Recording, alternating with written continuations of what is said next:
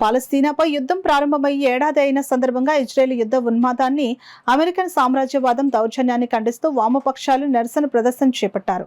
సోమవారం కాకినాడలోని జిల్లా కలెక్టరేట్ ఎదుట CPM, CPI, CPI new democracy, CPI ML నాయకులు నిరసన ప్రదర్శన చేశారు. సందర్భంగా సిపిఐ రాష్ట్ర కార్యదర్శి వర్గ సభ్యులు డేగల ప్రభాకర్, సిపిఎం జిల్లా convener Rajasekhar, CPI new democracy నాయకులు జె వెంకటేశ్వర్లు మాట్లాడుతూ ఈ యుద్ధం కారణంగా 26 లక్షల మంది ప్రజలు నిర్వాసితులయ్యారని ఆవేదన వ్యక్తం చేశారు. ఈ కార్యక్రమంలో వామపక్ష నాయకులు ఆదినారాయణ, బోడకొండ, దూసర్లపూడి రమణరాజు, తిరుమలశెట్టి నాగేశ్వరరావు, వీరబాబు, పెద్దంశెట్టి రామకృష్ణ, అజయ్ కుమార్, రాజా, రమణ, పద్మ, ఈశ్వరి, ఏడుకొండలు, తోకల ప్రసాద్, సత్యనారాయణ, అన్నవరం, సూరిబాబు, లక్ష్మణ్ తదితరులు పాల్గొన్నారు.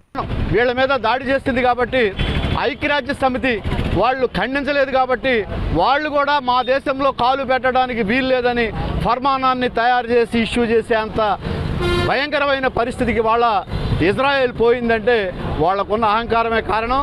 అందుకోసం వామపక్షాలు మొదటి నుంచి యాసర్ అరాఫత్ గారి దగ్గర నుంచి కూడా ఈనాటి వరకు పాలస్తీనాకి సంఘీభావంగా ఉంది భారత విదేశాంగ విధానం కానీ, దేశంలో ఉన్న వామపక్షాలు కానీ మోడీ గారు మాత్రం ఇవాళ దాన్ని ఖండిస్తూ ఏదైతే పాలస్తీనా విషయం ఉందో దాన్ని పక్కన పెట్టి వాళ్ళ మీద దాడి చేస్తుంటే వీళ్ళేమో టెర్రరిస్టులంట, వాళ్ళేమో ఇజ్రాయేలులేమో మంచోళ్ళంట, దానికి వాళ్ళ కితాబిస్తూ మోడీ వాళ్ళ పక్షాన మాట్లాడే పరిస్థితి ఉంది. ఇది అందరం సిగ్గుపడతా ఉన్నాం.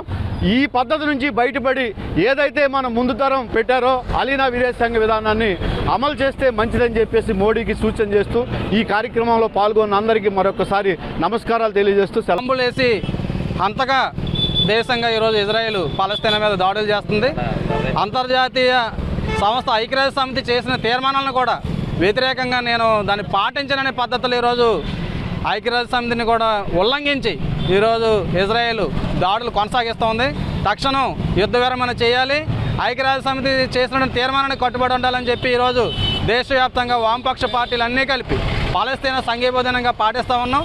ఎప్పటికైనా ఈ యుద్ధోన్మాదాన్ని వ్యతిరేకించడం కోసం భారతదేశం తన అలీన విదేశాంగ విధానాన్ని మరోసారి ముందుకు తెచ్చి దాన్ని అమలు చేయాల్సినటువంటి అవసరం ఉంది. ఈరోజు ఇజ్రాయెల్కి వంతపాడుతూ అలీన విదేశాంగ విధానాన్ని, మన దేశ స్వతంత్ర విదేశాంగ విధానాన్ని భారతదేశం మోడీ ప్రభుత్వం పక్కన పెట్టింది.